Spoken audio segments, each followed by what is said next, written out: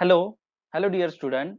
I, Dr. Kailas Sanap from NB Mehta Science College Bodi welcomes you all in the lecture series of NMR Spectroscopy. So, in the series of this lecture, we are going to discuss this topic NMR Spectroscopy in more detail. Okay, so we will start with NMR Spectroscopy.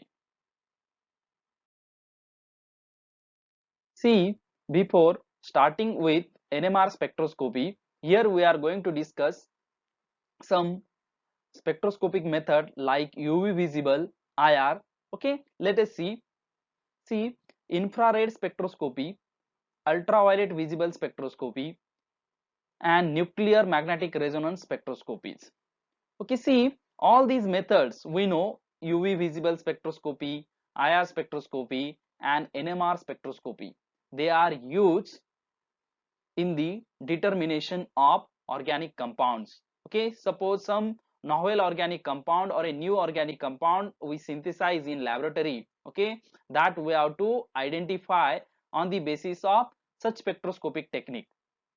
Okay, so in that I will like to say all these spectroscopic technique, that is IR, UV visible, and NMR spectroscopy, are non-destructive in nature. Okay, they are what? Non-destructive in nature means what?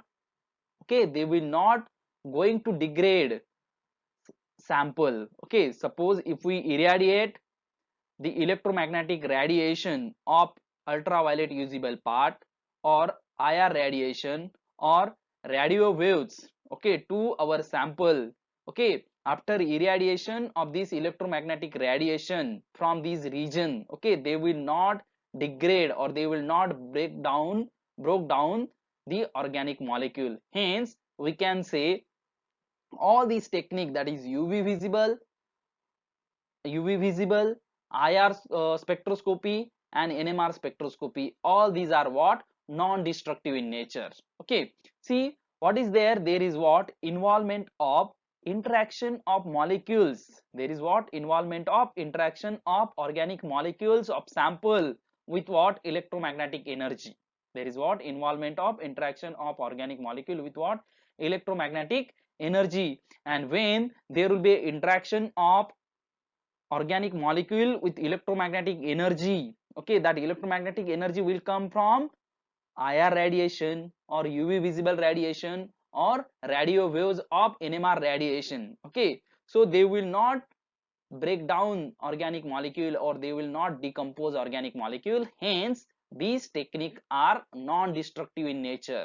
Okay, suppose if we consider mass spectrometry, okay, mass spectrometry is what? Destructive type of a spectrometry, because there is what? We are bombarding a 70-volt high energy electron to our organic molecule sample, and that will eject out one of the electron, loosely bound electron, from organic molecule, and that will undergo fragmentation later on. Hence that technique is what?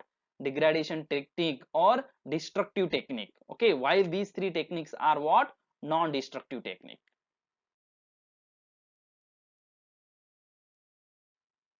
Now see, in this slide we are going to discuss electromagnetic spectrum. Okay, in this slide we are going to discuss electromagnetic spectrum. See, you know electromagnetic spectrum having various rays: gamma rays, X-rays, ultraviolet rays, infrared, microwaves, radio waves. Okay, so these are the what?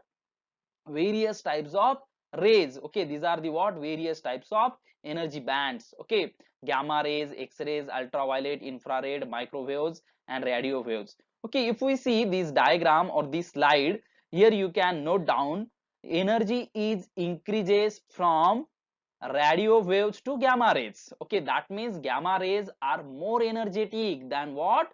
Radio waves. Okay, that means radio waves are very less energetic than microwaves, than infrared, than ultraviolet visible, than X-rays, or than gamma rays, while gamma rays are much more energetic. Okay, so gamma rays are much more energetic means what?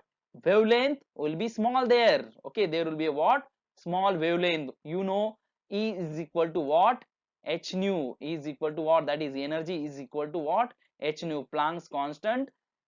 multiplied by frequency of radiation, and radiation, that new frequency is inversely proportional to what? 1 by lambda, that is lambda is nothing but what? Wavelength of radiation. So frequency is inversely proportional to the wavelength. Okay, hence we can say gamma rays are smaller in wavelength, okay, while radio waves are having larger in wavelength. They are what? Larger in wavelength. Radio waves are what? Larger in wavelength.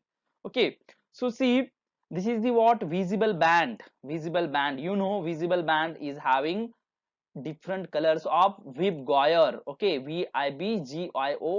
Okay, violet, indigo, blue, green, yellow, orange, and red. Okay, this is what the energy band for Vibgoyer.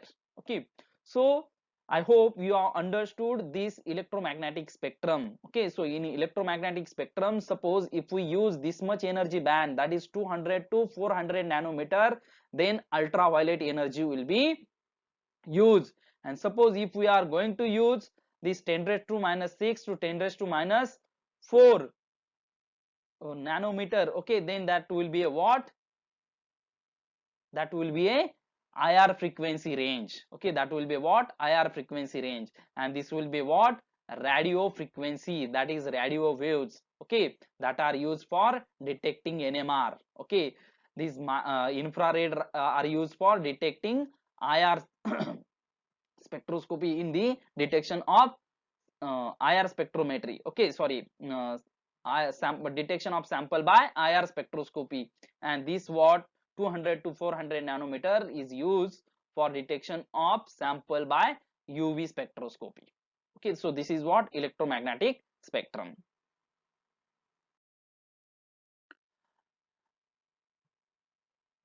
Now basic of this technique, that is absorption technique, is what? Energy absorption. Basic of this absorption technique is what? Energy absorption. Okay, see how this energy absorption phenomenon is taking place. Okay, see, in the energy absorption, the mechanism of absorption of energy, the mechanism of absorption of energy is different in the ultraviolet, infrared, and nuclear magnetic resonance region.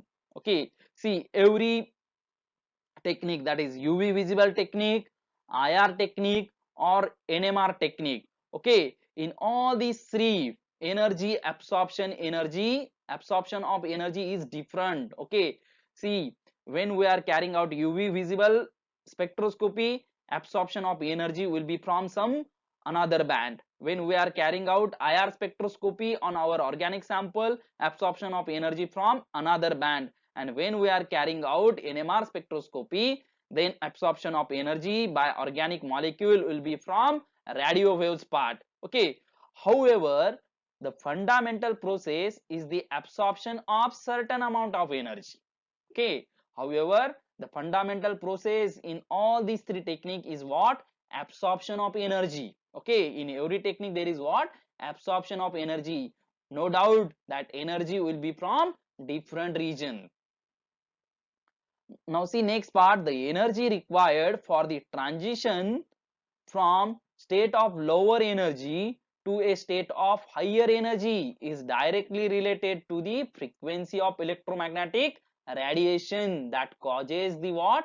Transition between lower energy level to higher energy level. Okay, suppose if we want to promote a electron from ground state to a higher state, then that will depend upon how much energy we are supplying to that organic molecule, how much energy we are supplying to that organic entity, okay, or that organic compound.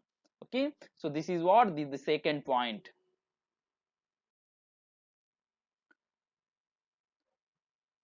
Now see here, absorption of energy. In this slide we are going to discuss what? Absorption of energy. See, in a typical experiment, the molecule or atom start at lower energy and go to a higher energy level upon absorption of radiation of appropriate wavelength. Okay, so in a typical experiment, an atom or a molecule from ground state, okay, they will go to what? higher energy state by what? Absorption of energy. Okay, see here, this is what the before state. Okay, before absorption of energy. Okay, before absorption of energy, the molecule is in the what? Ground state. Now when it will absorb energy, see, when we will supply energy, that will what? That molecule will absorb energy here. Now when it will absorb energy, then this electron, one of the electron will get promoted to what? Higher energy level. It will get promoted to what? Higher energy level, and thus we can say absorption is taking place. Thus what we can say? Absorption is taking place. So this is what the basis of UV visible spectroscopy, IR spectroscopy and NMR spectroscopy. Okay, in all these three techniques, such type of absorption of energy is taking place. Now see here, we have to discuss what information do we get from the different spectroscopic technique. What kind of information do we get from the different spectroscopic technique? Okay, so see, ultraviolet spectroscopy, that is UV. Okay, what kind of information it will give? It will give information regarding conjugated pi electron system is present in the molecule or not.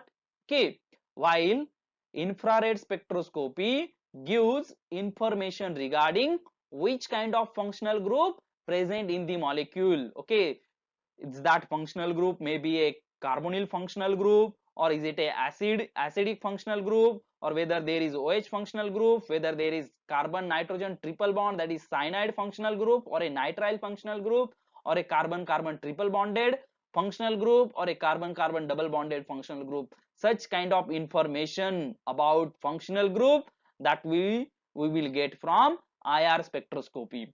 While nuclear magnetic resonance spectroscopy or NMR spectroscopy gives information about carbon hydrogen framework. Okay, that will give what? Information about carbon hydrogen framework. Means what? Okay, whether the molecule is having CH2 in it, whether the molecule is having CH3 in it, or whether the molecule is having CH2 CH2 CH3 in it, or whether the molecule is having cyclic unit or cyclic structure. So such kind of framework, if we got it, then we can deduce structure from that framework of a organic molecule. Okay, now mass spectrometry. See, mass spectrometry gives information regarding what? Molecular weight. Okay, it is giving information regarding what? Molecular weight of the sample. Okay, so this is what the various technique that gives different type of information, to us. Now see, you have noticed that here I have written ultraviolet spectroscopy, infrared spectroscopy, nuclear magnetic resonance spectroscopy, but in case of mass I have written mass spectrometry. I have not written mass spectroscopy. Okay, mass is not a spectroscopy, mass is what? A spectrometry. Why is it so? Okay, because see, UV visible or a IR or a NMR spectroscopy, they, in that we are we are uh, we are sorry, in UV visible or in IR or in NMR spectroscopy, we are supplying electromagnetic radiation to what? Our sample. We are supplying electromagnetic radiation. That electromagnetic radiation is coming from what? Electromagnetic spectrum. Okay, that electromagnetic spectrum having the region UV visible region, IR region, or radio wave region. Okay, so from that we are taking a electromagnetic radiation and we are supplying to what? Our organic molecule. Okay, hence we are calling this technique, these three technique are spectroscopic technique. These three technique are what? Spectroscopic technique. But while in the case of mass spectrometry, we are bombarding our sample. Okay, we are bombarding our organic sample with high energy electron. Okay, we are not bombarding our sample with what? Electromagnetic radiation in what? Mass spectrometry. Hence we are calling first three technique are what? Spectroscopic technique, while fourth technique we are calling it as mass spectrometry technique, isn't it? So this is what some information we are getting from these techniques. Now we will start with what? 1H NMR. In this slide we are going to discuss principle of 1H NMR. We are going to discuss what? Principle of 1H NMR. Okay, what is the principle of 1H NMR? Why 1H NMR is used, okay, and how it is used in the identification of organic molecule. Okay, so what is the basic principle of it? This what we have to discuss in these few slides. Okay, see, first point is what? Nuclear spin state. Nuclear spin state. See, many atomic nuclei have a property called spin. Many atomic nuclei have a property called spin, and the nuclei behave as if they are spinning. And the nuclei behave as if they are spinning. Okay, suppose if a nuclei is spinning, okay, if nuclei is spinning, see, suppose this is a nuclei, and if this is what? A spinning, then what we are saying, that nuclei is having a property called spin. Now see, next point, any atomic nucleus that possesses either odd mass or odd atomic number, or both has quantized spin angular momentum and a magnetic moment. Okay, so which nuclei are having a property of spin? Okay, those nuclei which are having either odd mass or odd atomic number. Those nuclei which are having a property called odd mass, or sorry, those nuclei which are having either odd mass or odd atomic number, they are having a property of nuclear spin. Okay, only that nuclei will spin around their axis. So which are that nuclei, which are that spin active nuclei? See, 1H, okay, proton, 2H, that is deuterium, okay, carbon 13, that is carbon, okay, nitrogen, oxygen 17, fluorine 19. So these are what? Spin active nuclei. Why these nuclei are spin active? See, this is what? A 1H, that means hydrogen proton nucleus. Okay, this 1H is having one number of proton. Okay, in 1H nuclei, in hydrogen there is what? One number of proton. There is no neutron in hydrogen molecule. Okay, hence we are calling it as 1H. There is only one proton, there is no neutron in hydrogen molecule. Okay, so mass number for hydrogen is 1. Okay, as neutron is 0, hence 1 proton plus 0 neutron, hence mass number is 1. So mass number is 1, hence it is having what? We can say odd mass number for hydrogen.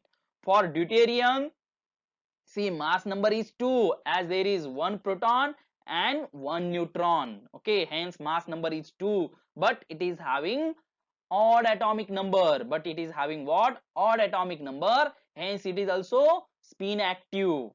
Now see carbon 13. Okay, carbon 13, C6 carbon 13. In C6 carbon 13 there are what? 6 number of proton. There are what? 6 number of proton, that is atomic number of carbon is 6, but there are how many? What is the mass number for that carbon? 13. 13 is the mass number of that carbon. Okay, because of 13 is what? A odd figure. 13 is what? A odd figure, hence this carbon 13 nucleus is also a spin active nucleus. Okay, now see nitrogen 14. Okay, in nitrogen 14, 14 is what? A even mass number, but 7 is what? A odd atomic number. 7 is what? A odd atomic number, hence this 7 nitrogen 14 is also a spin active nucleus.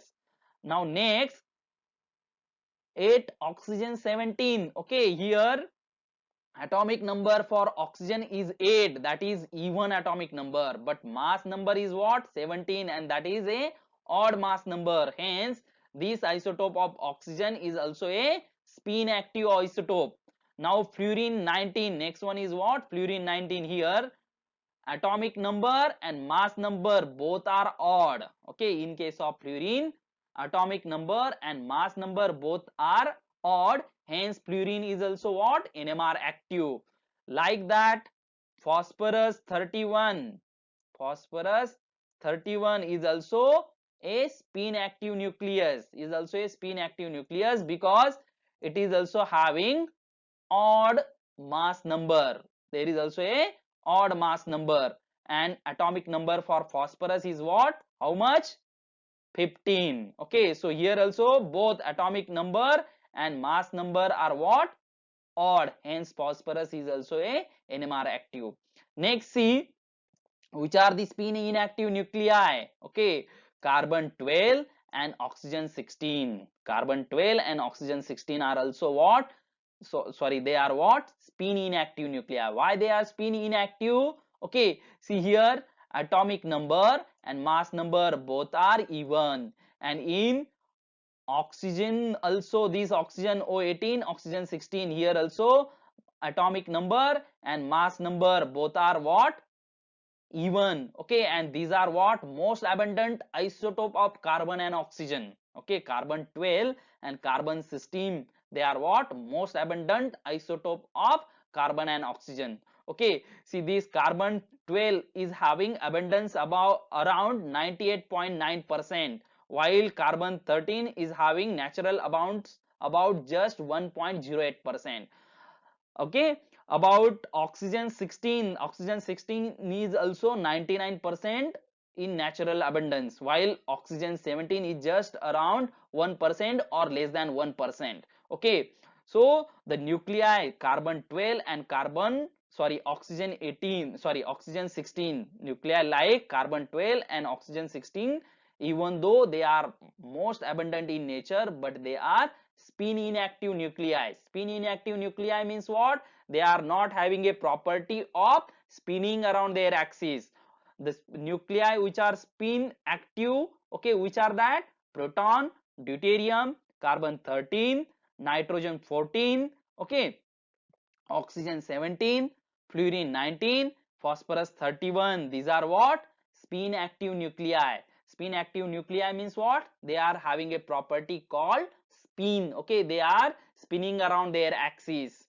Now see, 1H nucleus is what? A spin active nucleus. Hence we have to consider 1H NMR spectroscopy. Okay, now we know in most of the organic molecule proton is most present. Okay, hydrogen is mostly present. Okay, hence this technique is a what? Powerful technique in the elucidation of structure of organic molecule.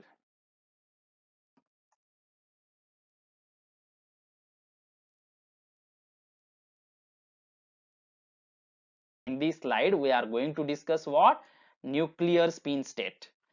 So nuclear spin state, now we know nuclei. Nuclei means what? Nucleus is a combination of what? Proton and neutron. Nucleus is what? A combination of what? Proton and neutron. Okay, so that is a nuclei. Now we have to see here nuclear spin states. So see, for each nucleus with spin, spin means what? It is spinning around its axis. The number of allowed spin state it may adopt is quantized and is determined by its nuclear spin quantum number I. Okay, so for each nucleus with spin, the number of allowed spin state. Okay, allowed spin state. Okay, so which will be the allowed spin state for that nuclei. Now we are saying proton is what? Spin active nucleus. Carbon 13 is what? Spin active nucleus. Spin active nucleus means what? It is spinning around their axis. Now which are the allowed spin state? Which are the what? Allowed spin state. In which direction that spin will occur? Okay, in this direction, that means in upward direction, in slanting direction, or in downward direction. So which are the allowed spin state for that spin active nuclei? This what will be given by spin quantum number I. Okay, so see, for each nucleus the number I, that is spin quantum number, physical constant, okay, is a what? Physical constant, that is constant, and there are 2I plus 1 spin state. Okay, for every nucleus there are how many spin state? 2I plus 1. What is I there? That I is what? Spin quantum number. Okay, So see for deuterium, okay, see for deuterium here, single proton and single neutron. In deuterium, we know, you know, there is what, single proton and single neutron. Okay, neither them are paired. Okay, see proton is like here in deuterium, okay, and neutron is also here. Okay, both are what, unpaired, both are what, unpaired. So plus half, that will be what, 1. Okay, so neither them are paired, each spin is half. Okay, so half 1. So I for deuterium, spin quantum number I for deuterium is how much, 1. Okay, so nuclear spin of deuterium, that is 2H, is 2I plus 1. So for I we are placing 1 there. So 2 into 1 plus 1 is equal to how much, 3. Okay, so for deuterium there are how many spin states? Okay, there are 3 spin state for deuterium. Okay, now let us see for proton in next slide.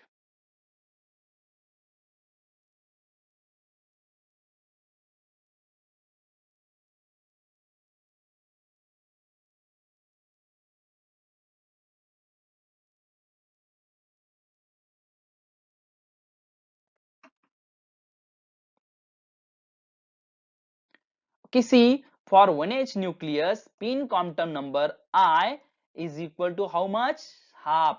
Okay, for 1H nucleus, that is proton nucleus, spin quantum number I is equal to how much, half, and has 2 allowed spin state. Okay, and has 2 allowed spin state. How is it? See, 2I plus 1. Okay, you know 2I plus 1, that spin state are given by 2I plus 1. Okay, so see 2, how, what is the spin quantum number for proton, half. Okay, spin quantum number for proton is what, how much, half. So 2 into half plus 1, so there are how many spin state, 2 spin state. Okay, see, and that's 2 spin state are plus half and minus half, that 2 spin state are plus half and minus half. Okay, now see for chlorine nucleus. Okay, for chlorine nucleus, I is equal to how much, 3 by 2. I is equal to how much, 3 by 2, and there are 4 allowed spin state. Okay, as per this formula 2I plus 1. So 2 I is placed like 3 by 2, so plus 1, so there are 4 spin state. Okay, 2I plus 1, 2, these 2 and these 2 will get cancelled, so 3 plus 1, 4. So which are these 4 spin state? Minus 3 by 2, minus half, plus 3 by 2, and plus half. Okay, so these 4 spin state are for chlorine. Okay, now see here, some spin quantum number of some common nuclei are given here. Okay, so see, this is what 1H, this is what deuterium, this is what carbon 12, this is what carbon 13. Okay, so 1H nucleus is having spin quantum number half. So how many allowed spin state for proton? 2 spin state. We have calculated by a formula 2I plus 1. So for deuterium, spin quantum number I is equal to 1. So 2 by 2I plus 1 formula, how many spin state are there? 3. Okay, for carbon 12, okay, so it is having spin quantum number I is equal to what? 0. Okay, so number of spin state is equal to 0. Okay, now for carbon 13, I is equal to half, hence number of spin state again 2, like a proton. And nitrogen 7, nitrogen 14, I is equal to 1, hence here spin state, how many spin state there? 3 spin state. Like see oxygen 16, okay, spin quantum number I is equal to 0. Okay, hence there will be no spin state. While in oxygen 17, spin quantum number I is equal to 5 by 2, hence thereof number of spin state are 6. Okay, fluorine 19, phosphorus 31, there is what, spin quantum number I is equal to half, like a proton. Okay, hence there are also 2 spin state for fluorine 19 and phosphorus 31, and in chlorine 35, spin quantum number I is equal to 3 by 2. Hence there are 4 allowed spin state. Okay, so see these 4 nuclei. Okay, see these 4 nuclei. One is 1H. Okay, second one is, okay, first see 1H, second one is deuterium, third one is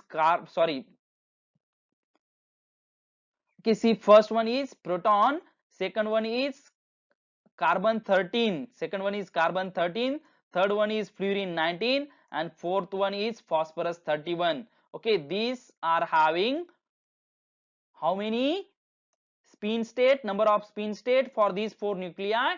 2 spin state, and these 4 nuclei are very important for the elucidation of organic molecule. Okay, most of the important most important are 3. One is 1H NMR, second one is carbon 13 NMR, and third one is what? Fluorine 19 NMR, because most of the organic molecule are not having phosphorus 31. Okay, but if is there, that is also much more important to us. Now here I will like to say one more point. In the absence of applied magnetic field, all the spin state of given nuclei, okay, are having equivalent energy. Okay, in the absence of applied magnetic field, we have not applied any applied magnetic field. At that time, all the spin state of given nuclei are having what? Equivalent energy. They are in equivalent level, that is, that energy is what? Same. Hence we can say that energy level is what? A degenerate. Hence that energy level is what? A degenerate. Okay, in summary, I will like to say that there are possible orientation, okay, possible orientation of angular momentum for spin quantum number I for spin half nuclei. Okay, spin half nuclei. Okay, which are the spin half nuclei? 1H. Okay, which are the spin half nuclei? 1H. Okay, again carbon 13, fluorine 19. Okay, fluorine 19 and phosphorus 31. These are what? Spin half nuclei. Okay, 1H, carbon 13, fluorine 19, and phosphorus 31. Okay, so for these spin half nuclei there are 2 orientation. One is what? Minus half orientation, and second one is what? Plus half orientation. Now for spin 1 nuclei there are 3 orientation. For spin 1 nuclei there are how many orientation? 3 orientation. Okay, so which are spin 1 nuclei? Deuterium. Which are spin 1 nuclei? Deuterium. So that orientation will have 3 spin state. One is minus half, second spin state is 0, and third spin state is what? Plus 1. Okay, now for spin 3 by 2 nuclei, which is that? Chlorine. Okay, there are how many spin states or how many orientation? 4. Which are that? Minus 3 by 2, minus half, plus 3 by 2, plus half. Okay, so these are what? Different spin state or different orientation for different spin active nuclei. Okay, so I hope in this today's lecture you have understood what I have taught here. Okay, so we will stop for the day. Okay, and in next lecture we will continue same topic. Okay, thank you very much. We'll stop here. Thank you.